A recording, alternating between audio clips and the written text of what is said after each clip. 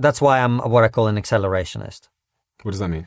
It means that I believe that the only way that these things will truly fundamentally get better is when they get really, really bad first.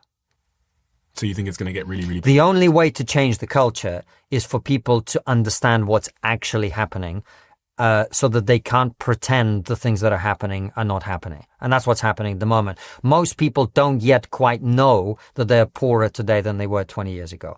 Most people still think that we are saving the planet when we reduce Britain's carbon emissions from 2% to 1.9% of global carbon emissions, while in fact we're not even doing that. We're taking our carbon emissions and we're sending them to India and China and then shipping back the stuff they make for us in a dirtier way on big tankers, which actually consume more dirty fuel, and we're actually ending up increasing our CO2 output, not reducing it. Most people don't know that.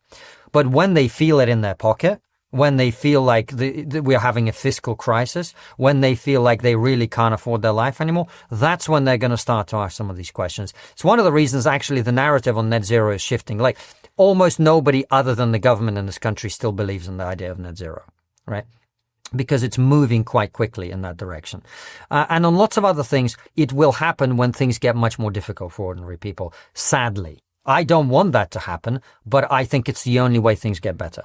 But on the subject of global warming, it's scientific fact that the climate is changing unfavorably. What do you mean by unfavorably? Well, if scientists talk about the poles melting and how that will have big impact on third world nations, and how that will be a net negative for the planet, because then you'll see more migration, you'll see more sort of natural disasters and those kinds of things. Well, let's not argue about that, because neither of us is a climate scientist, but let's accept that for the sake of argument. How is outsourcing our carbon emissions to other countries while destroying our economy making that better? It's not. It's not, right? Yeah. And that's all I'm saying.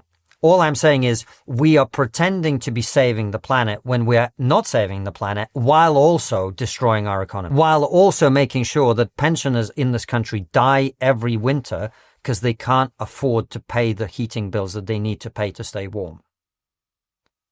In what is a first world country, that's what's happening. And it's happening because of government policy.